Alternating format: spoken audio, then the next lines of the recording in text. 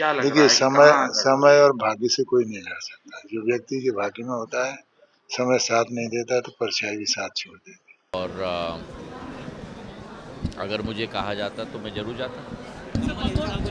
विजयपुर का सिंधिया जी का बयान आया है कि मुझे बुलाया नहीं गया, तो मैं समझता हूँ कि केंद्रीय मंत्री भारतीय जनता पार्टी ने उन्हें बनाया है।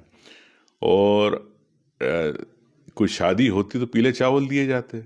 तो आपकी पार्टी का उम्मीदवार है तो आपको पीले चावल की आवश्यकता थी क्या? तो सुना आपने केंद्रीय मंत्री और ग्वालियर चंबल में बीजेपी का बड़ा चेहरा ज्योतिरादित्य सिंधिया का एक बड़ा बयान सामने आया है। विजयपुर विधानसभा सीट के उपचुनाव में मिली बीजेपी की हार पर पूछे गए एक सवाल पर ज्योतिरादित्य सिंधिया ने कहा कि उन्हें प्रचार के लिए बुलाया जाता तो वो जरूर जाते।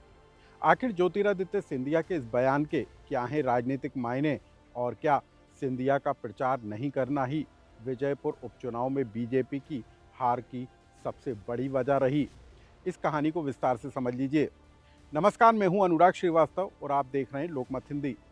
मध्य प्रदेश का विजयपुर विधानसभा सीट पर उपचुनाव में बीजेपी को मिली हार की चर्चा देश भर में हो रही है, लेकिन सवाल इस बात को लेकर भी उठ रहा था कि बीजेपी के स्टार प्रचारकों की सूची में छठे नंबर पर शामिल ज्योतिरादित्य सिंधिया इस उपचुनाव में प्रचार के लिए आखिर क्यों नहीं गए, और क्या ज्योतिरादित्य सिंधिया का चुनाव प्रचार नहीं करना पार्टी के लिए हानिकारक साबित हुआ, और ग्वालियर चंबल का बड़ा चेहरा सिंधिया और उनके समर्थकों का प्रचार नहीं करना ही क्या बीजेपी की हार की सबसे बड़ी वजह रही? इन तमाम सवालों के जवाब आज हम आपको बताते हैं। दरअसल ज्योतिरादित्य सिंधिया से जब इस बारे में सवाल पूछा गया तो उन्होंने कहा कि उन्हें बुलाया जाता तो वो जरूर जाते, यानी कि बीजेपी ने अपने स्टार प्रचारकों की सूची में सिंधिया का नाम जरूर शामिल किया, लेकिन उनके लिए चुनाव प्रचार के लिए उनको न्योता नहीं दिया।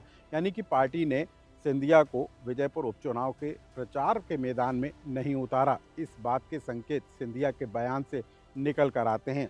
लेकिन सवाल ये भी खड़ा होता है कि क्या पार्टी ने ही ज्योतिरादित्य सिंधिया को चुनाव प्रचार के लिए नहीं बुलाया, या फिर 2020 में ज्योतिरादित्य सिंधिया का साथ नहीं देने वाले बीजेपी प्रत्याशी रामनिवास रावत ने ही सिंधिया को प्रचार के लिए बुलाने में दिलचस्पी नहीं दिखाई? ये तमाम तरह के सवाल उठकर जरूर खड़े हो रहे हैं, लेकिन ज्योतिरादित्य सिंधिया के बयान का क्या मायने हैं, खुद ज्योतिरादित्य सिंधिया के इस बयान से भी समझ लीजिए। लोगों का कहना है कि महाराज के न जाने से ऐसा हुआ। इसमें हमें चिंतन करना होगा। जरूर चिंता की बात है, पर मतों में भी बढ़ोतरी हुई है।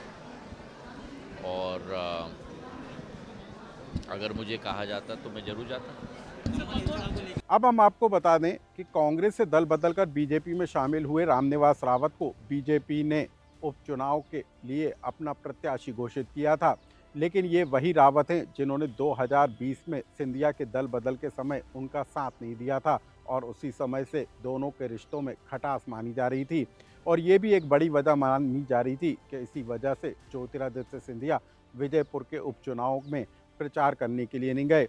लेकिन अब ज्योतिरादित्य सिंधिया के बयान से साफ है कि उपचुनाव के प्रचार के लिए उनको बुलाया ही नहीं गया, यानी कि पार्टी की तरफ से उनको कोई दिशा निर्देश नहीं मिले, या फिर रामनिवास रावत की तरफ से कोई डिमांड नहीं आई। मायने कुछ भी हो, संकेत कुछ भी हो, या वजह कोई भी हो, लेकिन ये साफ है कि ग्वालियर चंबल का बड़ा चेहरा ज्योतिरादित्य सिंधिया का विजयपुर के उपचुनाव में प्रचार नहीं करना पार्टी के लिए नुकसानदेह जरूर साबित हुआ है। हालांकि पार्टी इस हार के कारणों का मंथन जरूर करेगी, लेकिन शुरुआती जो बात निकल कर आ रही है उससे साफ है कि ग्वालियर चंबल में बीजेपी के अंदर सब कुछ ठीक ठाक नहीं है। इस खबर से जुड़ा कोई कमेंट्स हो तो हमें कमेंट्स बॉक्स में ज़रूर लिखें।